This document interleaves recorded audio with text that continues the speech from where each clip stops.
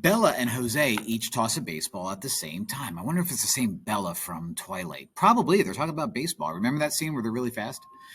The height of Bella's baseball in meters is modeled by the function b of t, where t is time in seconds since they threw the balls, and they're talking about height is meters. Great. The height of Jose's baseball is modeled by j of t. Makes sense. That's his letter.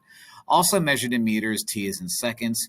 And then it tells us this, that j of t is equal to b of half of t. Now notice that they're the same thing, except for t is now being halved.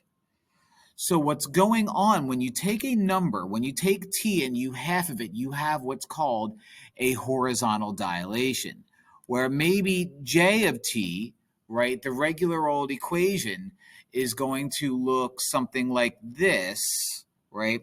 He throws the ball up. By taking half of t, and this is where it gets really weird because this is translation stuff, and this is where horizontal translations or horizontal dilations are not fun. Whenever you do a horizontal dilation and you change f of x to half of something, we view it as x over a, where a gives you that dilation. Since b is 1/2 t, 1/2 t is the same thing as saying t over 2, which means in this case, a is over 2. So Jose's flight path looks like this. Bella's flight path is going to be a horizontal stretch. The height won't change, but the time that it takes to hit the ground will.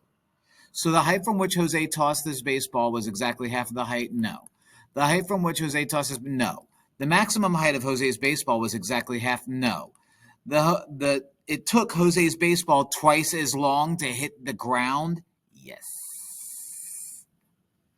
Okay, so it's not the height that changes, it's the time and that it takes to go from up and down that changes. So very tricky problem. And if you're like, man, I really don't know what to do, then just, kind of plug in T and see if you can create your own type of problem. But, Jose and Bella, Twilight Princess.